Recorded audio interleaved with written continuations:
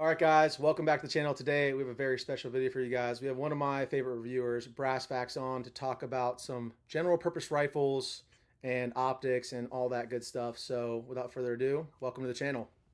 What's up? Thanks for having me on.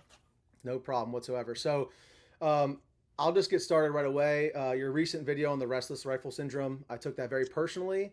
As anyone who's watched my channel in the past or seen where I'm going with this, they can definitely attest to that I do suffer from that. And the number on your video didn't work, by the way. So might want to get that updated. I should have put No. I should have put the friends of mine's number on there. See if Yeah, exactly. he The, calls, I the guess. modern equivalent, the YouTuber equivalent of like call for a blowjob in the bathroom stall. Yep. But instead of a blowjob is you get hop or something, right? Yeah, exactly. But with that being said, one thing you did say in the video that I think is really important, and I just want to present here at the beginning, is you don't know what you don't know. And a lot of those things you were stating, like I've recently learned since I've been taking a lot more classes and doing a lot more competitions and humbling myself, because that's what it is. Everyone's got you know, got this grandiose idea of what their capabilities are until they actually go and do it with either real pipe hitters or in a competition you see just like a 40-year-old dude with massive calves just like burning it down, and you're like, that guy would definitely kill me in real life if it ever came down to it. He doesn't But even need the guns. The calves will doesn't do it. even just the calves will do it, just right around the neck, anaconda. Let's just start with a general question. So what is your go-to general purpose setup?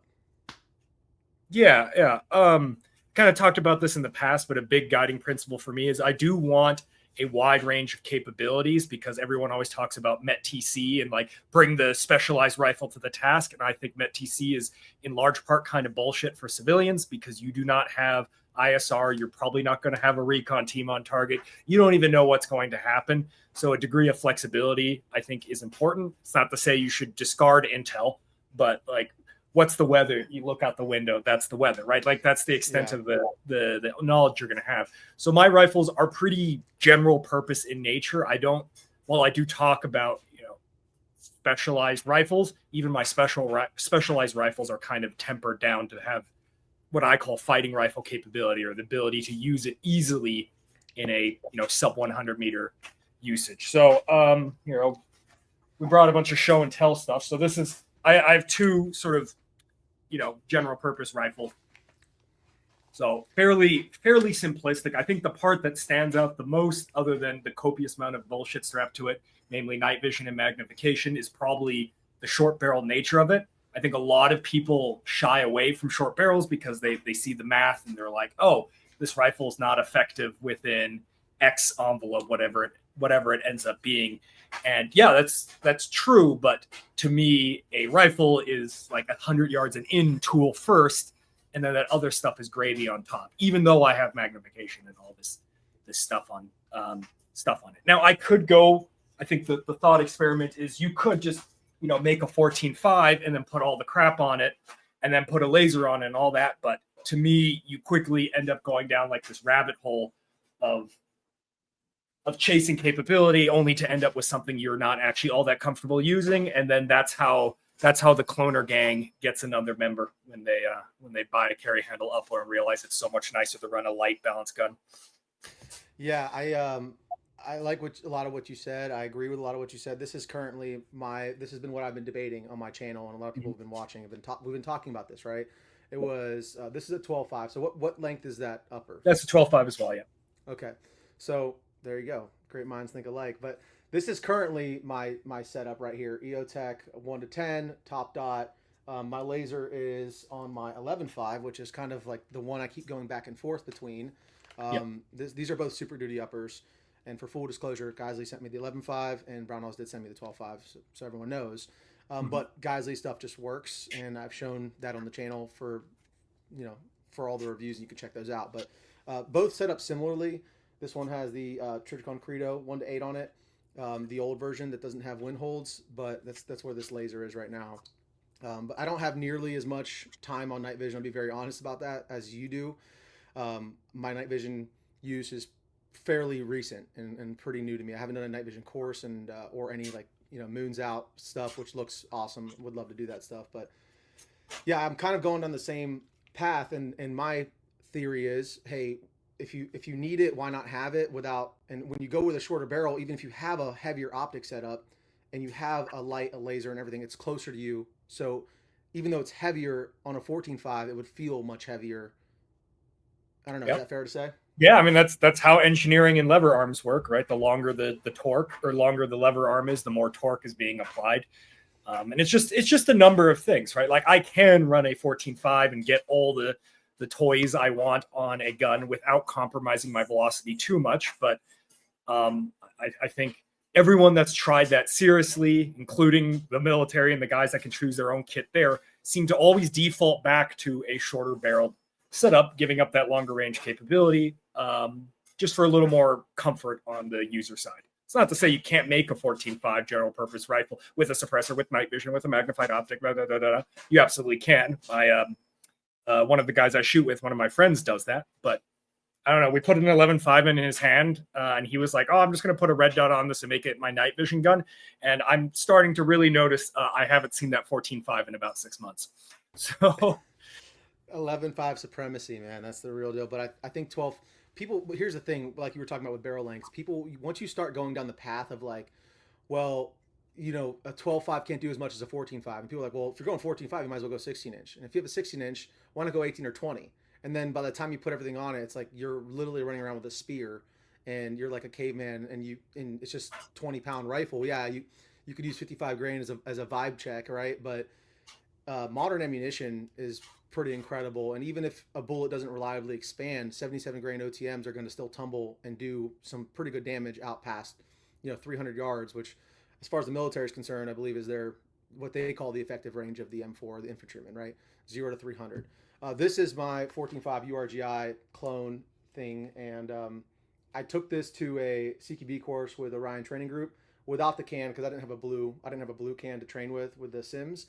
But even without a can, dude, like I couldn't imagine running it with a can through CQB course. Which again, I don't know how you feel about CQB and how realistic that is, but everyone lives in a house, right? So yeah, you I don't have the vitriolic, violent like response to every time the word footwork or CQB is where like sweat starts coming out of people's mouths in the memes. Like they've played up for absolute fools.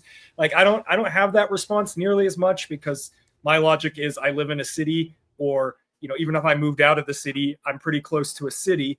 So in normal day-to-day scenarios, I don't even need night vision, magnified optics, or anything. So a lot of this is bullshit is very Second Amendment related. And in those scenarios, if you happen to be in proximity of a city, just saying, I will never enter a household ever, and I don't want to cultivate the ability to enter a household ever safely, or at least consistently. Safe is probably an over exaggerate or the wrong word, but to stack the odds as much as I can in my favor, should I happen to enter a house, I think that's a bit odd of a logic train, in my opinion. I agree. Let's get back to the questions in an effort to keep this. I have a really bad habit of making like 40-minute long videos. So I'm gonna try to keep Yeah, my yeah. ADHD I under mean, I'm control I'm here. absolutely known for short and concise 5 minute long videos. I mostly just do shorts. Long form content, me no. What, no. So next question: if you had to build a rifle with a strict budget, what would you prioritize? Who?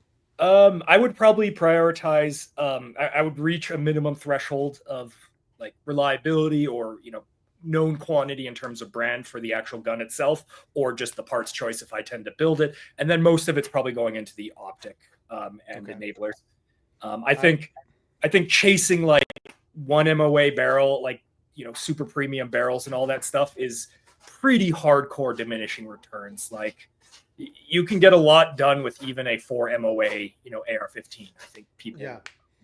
get a little bent out of shape sometimes when they Yeah, I feel you. I also feel like it's 2025, so even the cheaper, like even a ballistic advantage, Hansen, like I've had actually really good accuracy out of those barrels, but the worst barrel I've ever bought in my life as far as accuracy goes was a FN Cold Hammer Forge 14.5 chrome line barrel. It was shooting about 3.5 MOA, Okay. and I had the 1 to 8 on there, so I would never buy another FN barrel. Could have been just a dud, but for me, with Geisley pushing out barrels, Cold Hammer Forge Chrome Line, Daniel Offense shooting 1.5 and under, pretty good results. I recently reviewed a LaRue LT15 16-inch gun. It's not actually, I don't even know. I think it's a stainless steel barrel, but LaRue's very secretive about the materials they use and the coatings and all that. But that did 10 MOA or 1 MOA all day, I guess you could say, the challenge.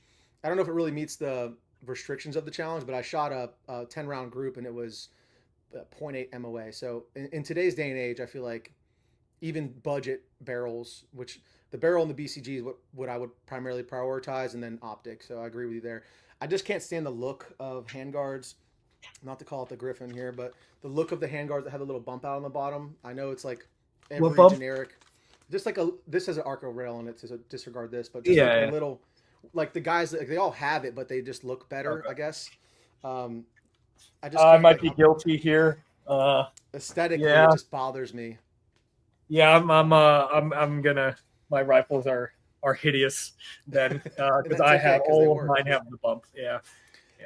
But with that being said, next question: how important is the suppressor for practical use? I know the answer to that already, but I'm guessing. Yeah. I mean, it depends what you're doing. Like, it has this sort of like the high IQ and then the normal guy and the other high IQ meme where it's like stupid on one end and super smart on the other end, and they have the same take. I think suppressors are incredibly useful for something like home defense. Or like grab and go, so very minor intensity scenarios where a civilian needs a rifle during rule of law or something close to that, right? Because you're not going to grab ear pro. No one's going to grab ear pro. It's not going to happen. So the suppressor is nice, right? So fuck yeah, run a suppressor then.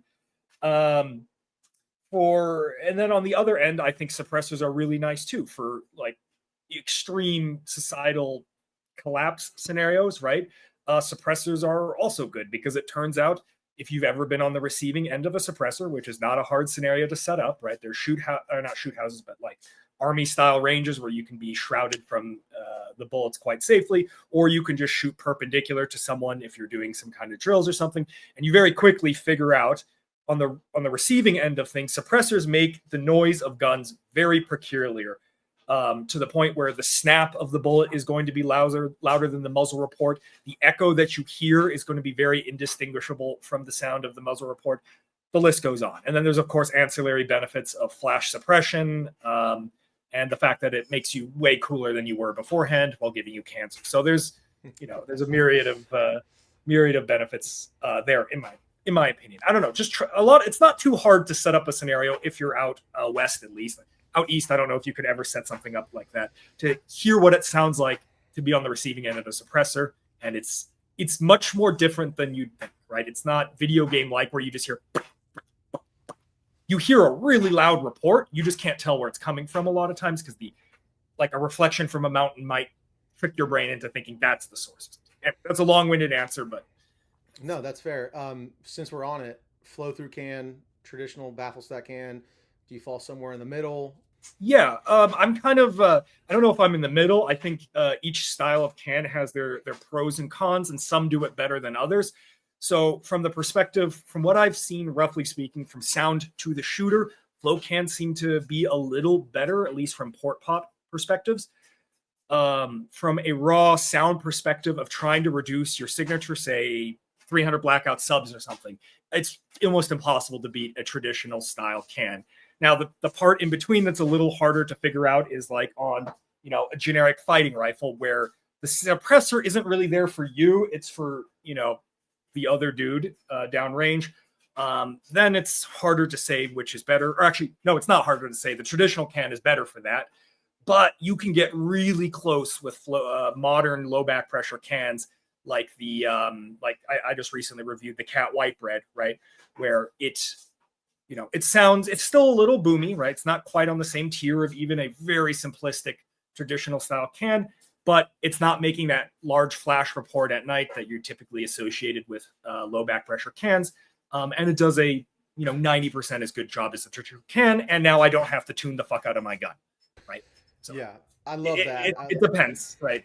And I watched your video. I think it was your video. Maybe it was Hop's, but I get the two confused sometimes. Hop's one is a little more sassy. And from the perspective of just shooter enjoyment, I think was his video. Mine's a Which, lot more signature oriented. which Yeah. was the video where you like shot it from different distances at Oh, that was mine. night? Yeah, that That was was your okay, yeah. Because at the end of the, from what I can remember, the end was the conclusion was like it doesn't really matter. Um, like you can't really tell the difference as far as like the shooter's ear from or the auditory. Yeah, from auditory yeah, flow versus not. You in the moment can tell like, yeah, that one was loud. Can you shoot that one again? yeah, Yeah, that one was exactly. louder, right? Yeah, I think that one. No, the other one was like Splitting it's such hairs. Yeah, small margins, and you can tell in the moment that one is technically louder than the other. But from auditory downrange, no, it's not a massive difference. Even if one might like low back pressure cans tend to be a bit more boomy. It's the visual thing that does change from the two different style of cans. yeah. And one more caveat I'll add because I shoot a lot of large frame ARs. The flow through cans just are a kind of a must have, especially if a large frame AR like an AR-10 doesn't have an adjustable gas block. It really like those the pressures from my experience, especially like I have some like one of my favorite DMRs was the HK MR 762A1. Did not have an adjustable gas block, and I bought that flow the Huxworks Flow 762 Ti for that rifle because I destroyed my Scar 17 before I had an adjustable gas block on it with the Sandman S. Like I literally destroyed the rear receiver plate. I think I might have it in this drawer. Yeah, so How that I, warrant? How did FN's warranty treat you there? I didn't Oh even wait, try. I didn't even try, dude. So I literally, and the internet was screaming at me like in the comment section, like you're gonna destroy your rear receiver plates. And like one comment was like, go look at your receiver plate screws and tell me if they're canted. And they were like 30 degrees canted. And so I actually went out and I actually bought an OEM. I think it's OEM. It's supposed to be an OEM rear receiver plate for the Scar, but then the guy who makes the adjustable gas block, Mototech Engineering, shout out to him, actually was able to helicoil and fix the original one. So I have it, but now I have like $6,000 in that gun, and I could have just bought.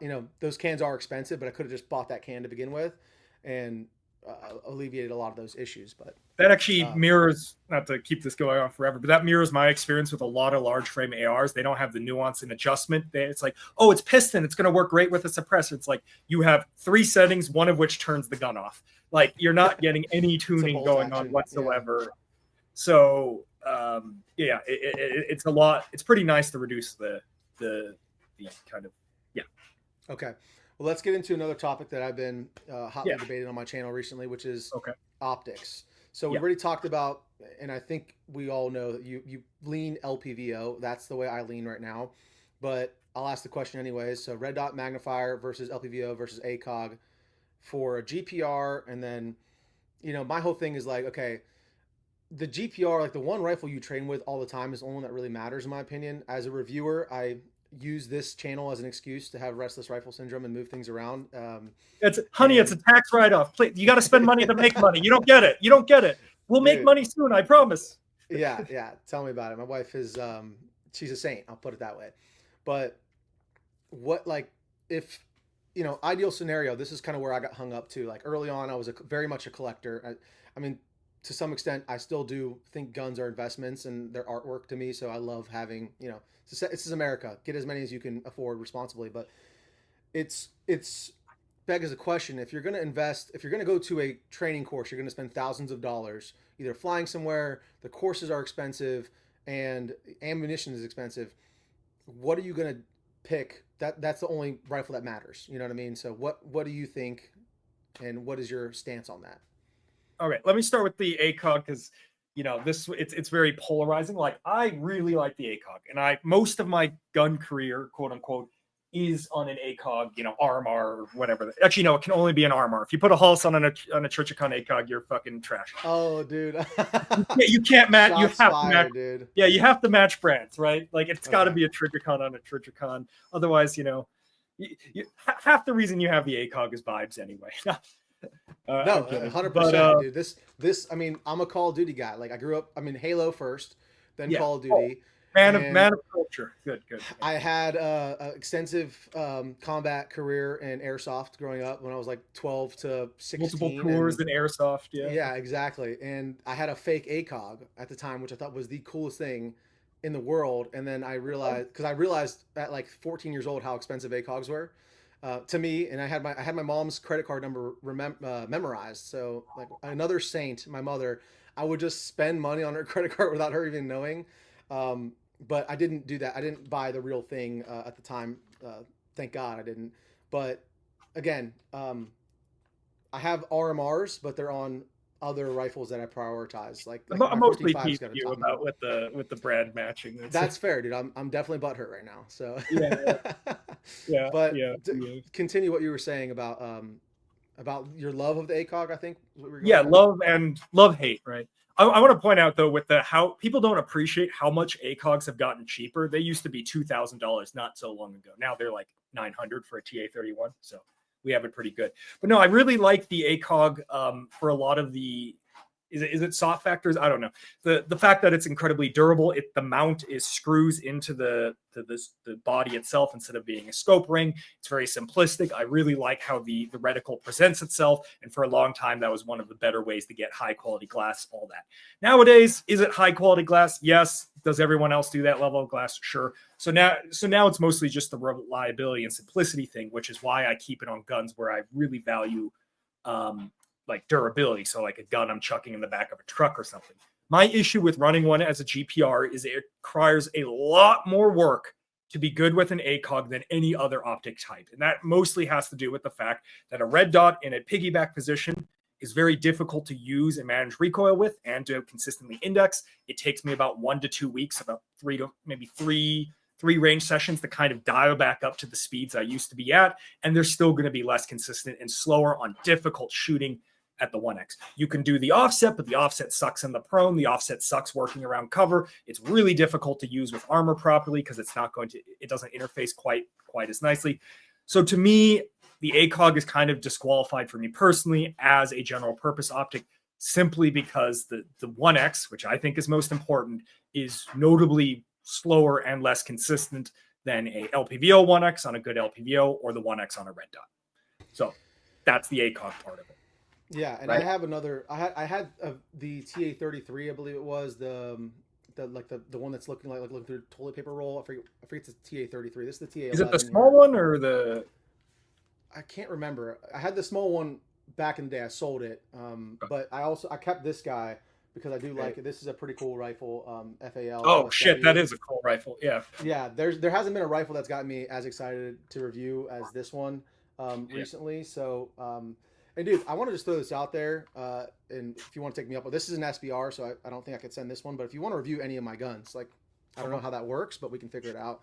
I can send them out. And you've slid in right up in my DMs, so we can work it out there. Okay, sounds good, man.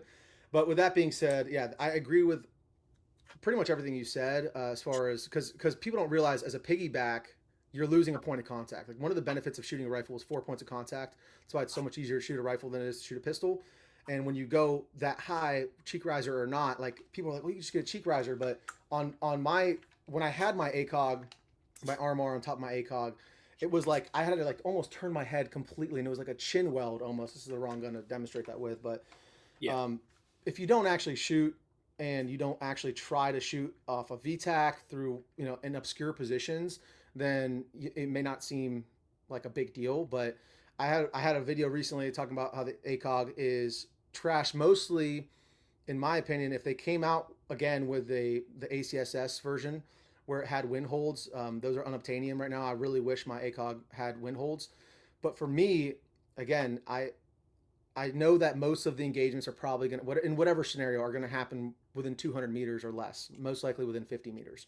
But in the scenario which you do have, whether you're scouting, whether you're just glassing out to observe, and I know you don't want to point your gun at things, but like in a wartime scenario, right, in the Second Amendment scenario, if I don't care who you are, but like you're going to be glassing with your gun. If a I'll say it. Like if you have a gun and there's like a 30% or 10% chance that you're like the quote unquote the op 4, I'm glassing you with a gun. Sorry. Yeah, exactly. It's like, why are you military age male in this area that's a war zone? Anyways, we don't have to get into that. Yeah, it's a little weeds.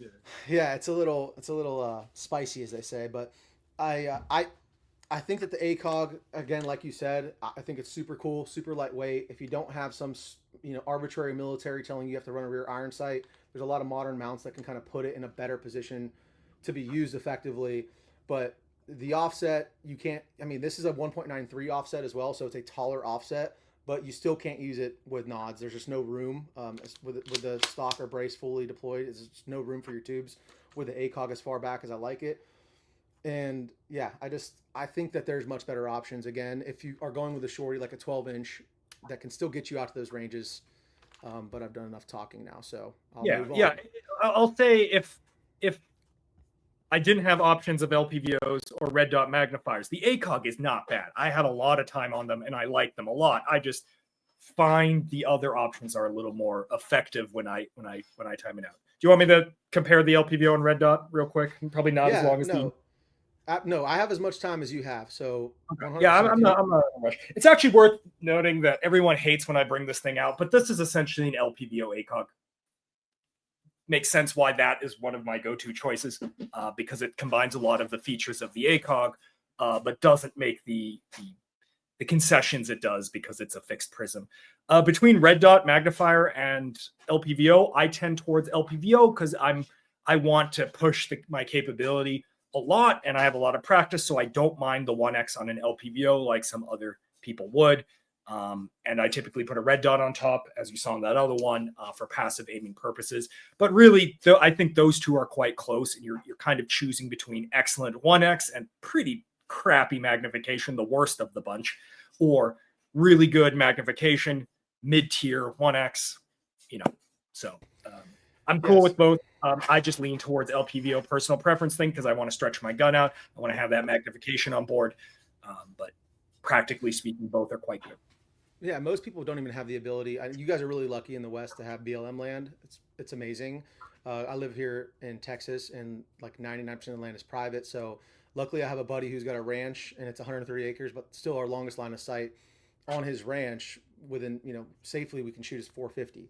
But we do have a nice range. So most people who haven't actually taken their rifles or tried to shoot past a 100-yard indoor range, you can't really blame them for having these opinions. But it's like once you really get out and you realize even a 10-mile-an-hour wind at 450 yards, like with an ACOG, I'm holding off. Like I'm indexing a tree branch. And in real life, there's no backstops. You can't see your splash. So if you don't know where you're missing, you don't know where to adjust to. You have no reference point. Even if you knew exactly where you're missing, you're still holding off into open space. So at that point, I'm like, why not just go with a red dot and a magnifier? A magnifier you can take on and off your gun as needed, and you're still going to be holding off into space, but you have an excellent 1x. And then people start arguing battery life, and so this is a never ending. I think both of them kind of have their place. I'm biased towards the LPVO because I have slight astigmatism. So when I'm very comfortable at staying on the 1x, so I do a lot of training where I'm shooting 120-yard shots with the 1x. So I like the precision, like the etching stops right there. With my astigmatism, I can still absolutely use red dots, do it all the time. But for those types of shot, I'm like, where on the figure 8 is the actual dot, and where is my brain breaking? Like, yeah, exactly. I am not. I'm the opposite of that. I'm a magnification whore. I will put. I mean, as high up as I really can while still getting the field of view I want. And stuff. I mean, spotting your misses is important too. So that's too high of a top end isn't good at depending on the range you're shooting at. But I mean, in the options like for a decent LPVO, like the EOTech, I think I got mine on Euro Optic for like $1,300, $1,350. And so it's approaching. I know it's not including a mount, but it's approaching the cost of an ACOG. And as as time progresses, those mid-tier options are becoming more and more available, right? I mean, there's a ton of companies out there that make pretty decent 1-8s, 1-10s, but I guess I had a question now, I just forgot it. But let me ask you a couple fun questions. So, what is your whose side are you on, Mark LaRue? Oh, we lost the. Is he back? Sorry, Mark LaRue or Bill Geisley? Oh, I wanted to get the full screen real quick on this. Oh, okay. Yeah, the whole thing cut out.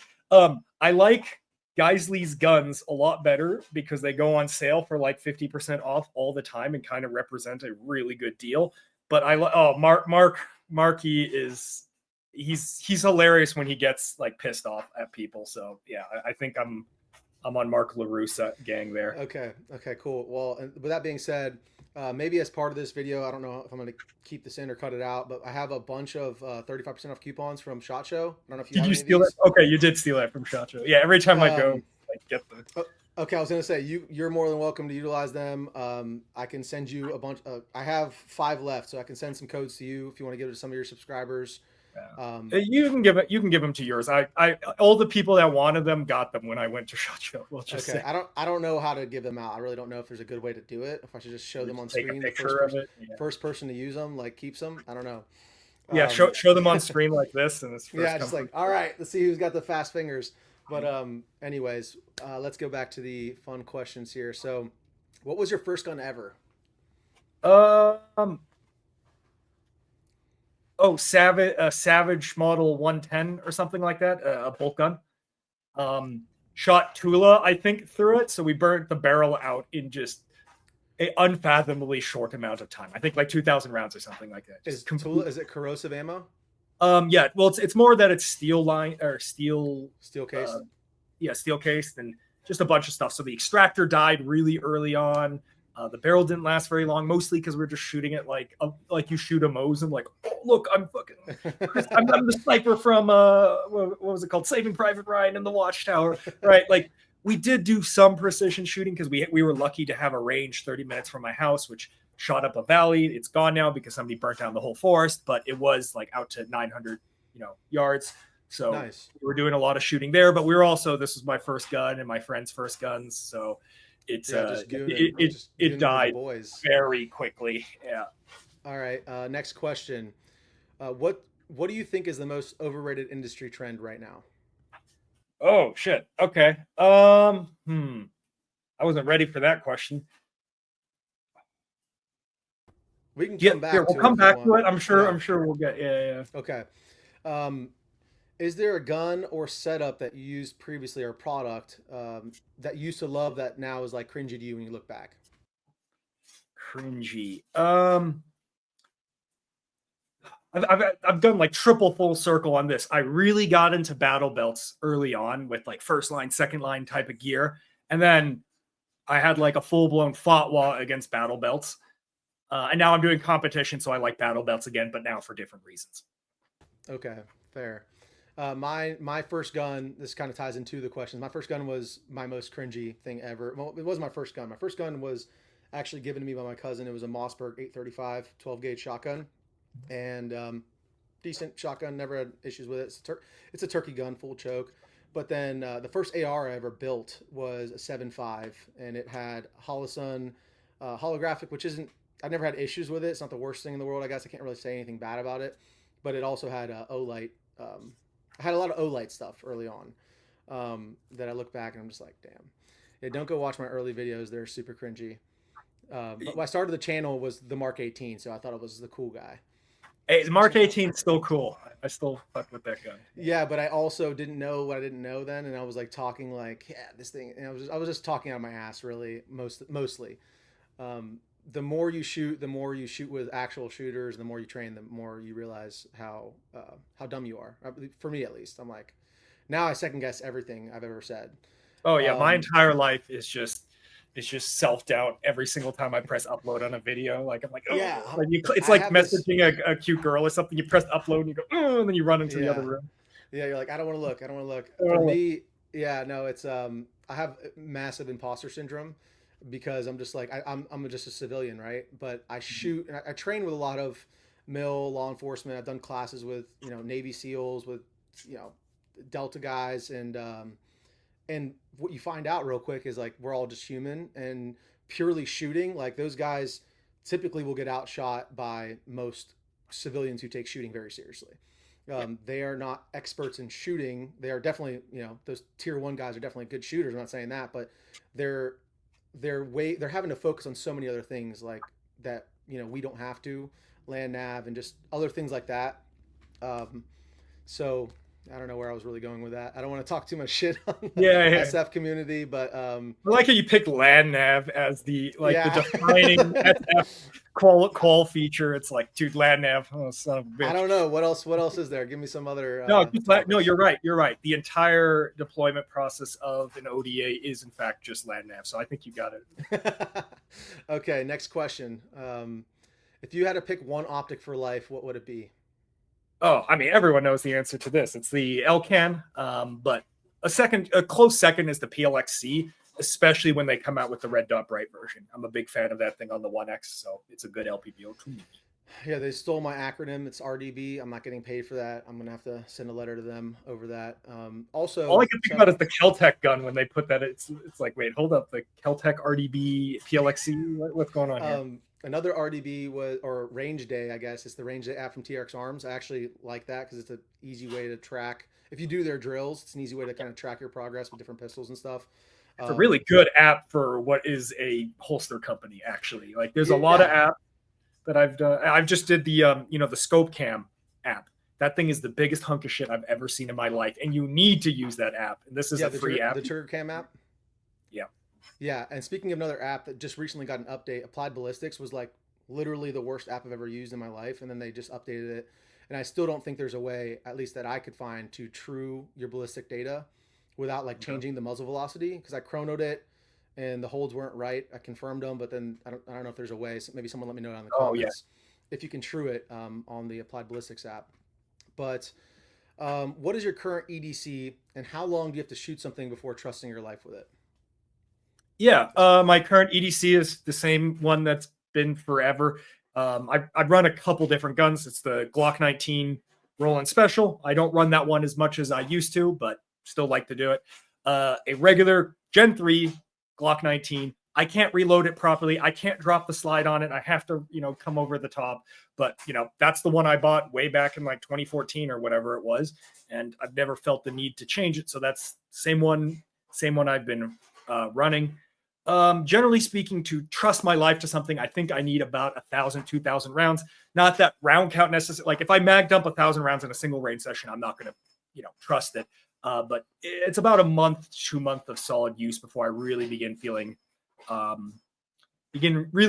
comfortable with it, which is exactly at the point where I start saying, okay, I'm ready to ship this as a review. Okay. Good to know. This just came to me, and it's a spicy boy. So P320, what's your opinion on it ends today? Oh, well, I don't know if that part's a spicy opinion. I think everyone, even if you're a fan of P320s, it's like, brother, it in fact did not end today. And you're also ignoring every single lawsuit where you did look, right? It was not a good look, regardless. Yeah. It's funny how they have a marketing position open. I'm like, should I apply just to troll? And no, it's not a good idea. Yeah, I mean, that they just instantly everyone applied to that thing. Which honestly, some of those trolls might be better at marketing than whatever like disaster firm they hired, because doing nothing would have been better than what they did. Yeah, I mean, I don't want to call anybody out. I'm not a big drama guy, so I'll leave my opinion. I have another company I'm thinking of, something that happened to me specifically.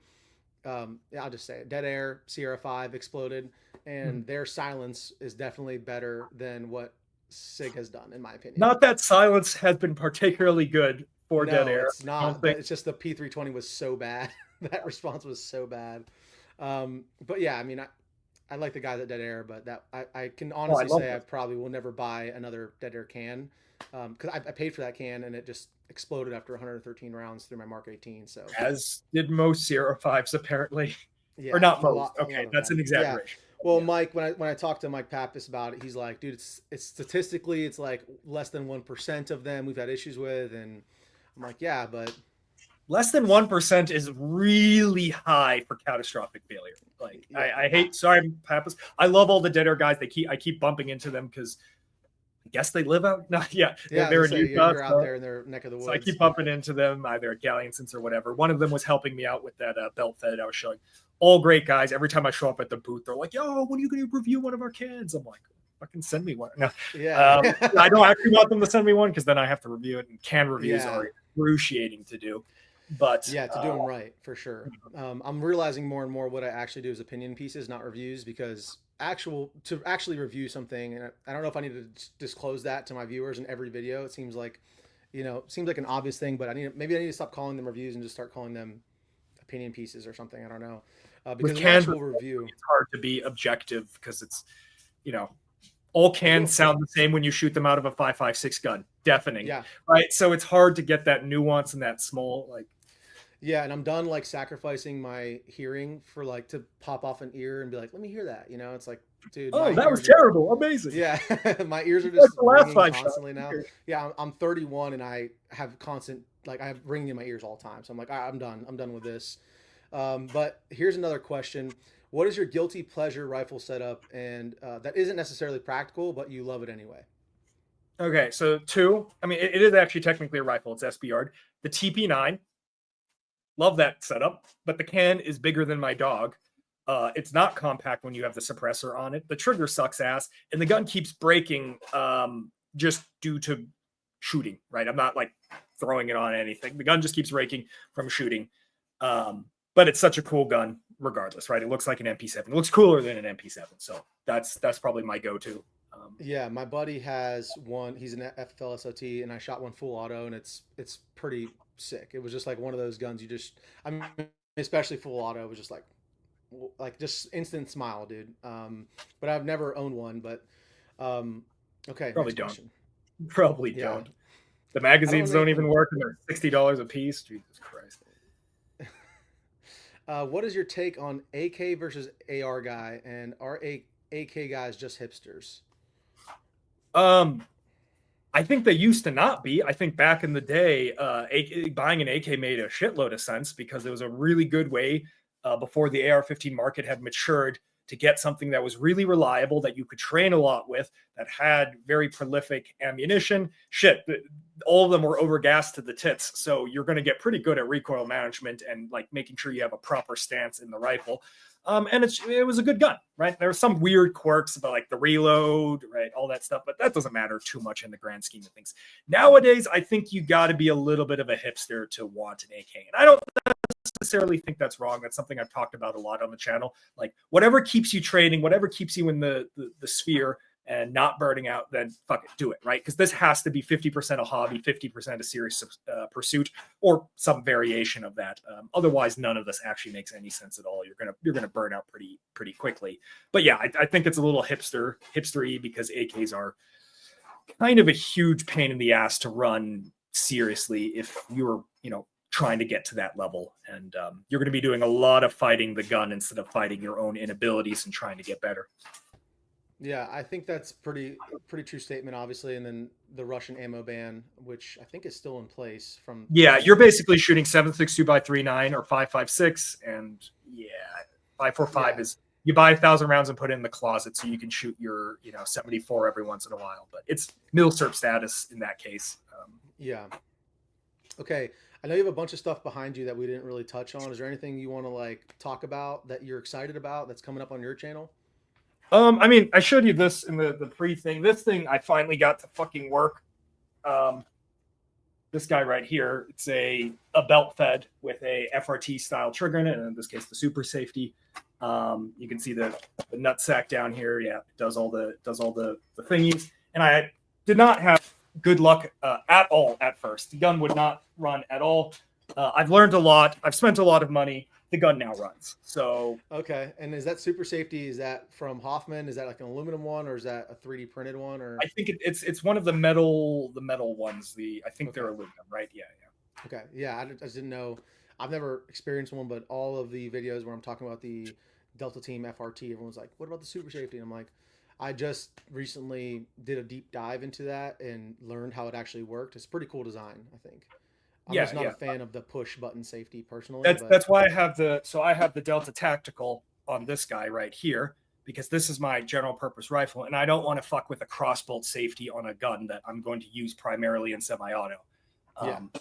With the super safety on tap, so safe when I'm in that mode. I guess lastly, thank you so much for coming on the channel. Is there anything else you want to kind of say to the world? I know you have your own channel that's much bigger than mine and cooler, so everyone go subscribe to Brass Facts. I've been a long time subscriber. Well, no, it's my channel's dog shit. If you like mediocre content, you're here for that. But I like your monologues. I like the questions you pose behind all the stuff, the reasoning behind all the setups. I really enjoy that stuff. So is there anything else you wanted to add? No, I appreciate coming on. It's always like at the end of the day, like I do all this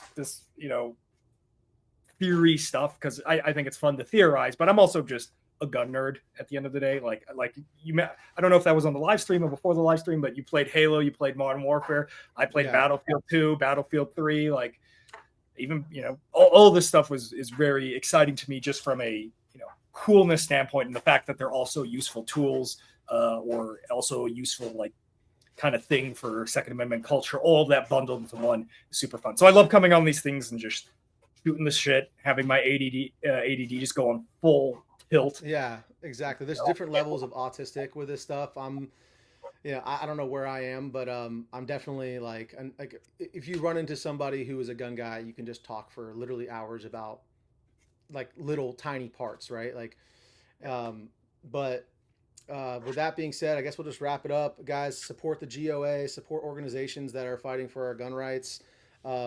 If you want to support the channel, rangedaybro.com. Go subscribe to Brass Facts, great channel. And you want to plug anything else?